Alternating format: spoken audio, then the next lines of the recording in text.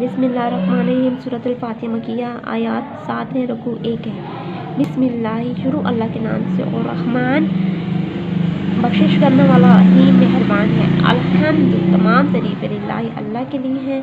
रब्बिल आलमीन, जो दो जहानों का रब है। और रहमान, बख्शिश करने वाला है, रहीम मेहरबान है। मालिकी यौमिद्दीन, फैसले के दिन का मालिक है। इय्याका नअबुदु, हम तेरी इबादत करते हैं। और इय्याका, तो सही, नस्तईन, मदद मांगते हैं। इहदिना, दिखा हमको, सिरात, सीधा, मुस्तकीम, हमको सीधा रास्ता दिखा। सिरात, रास्ता, मुस्तकीम, सीधा। सिरात लज़ीना, उन लोगों का रास्ता, अनअमता, जिस पर तूने इनाम किया, अलैहिम, जिस पर तूने इनाम किया। गैरिल मग़दूबी, ना गुमराहों का, गैरिल मग़दूबी, ना कि उन लोगों का जिस पर तेरा गुस्सा हुआ, वलद्दॉलीन, और ना ही गुमराहों का। इसके बाद दोबारा फिर इसका तर्जुमा कर लेते हैं।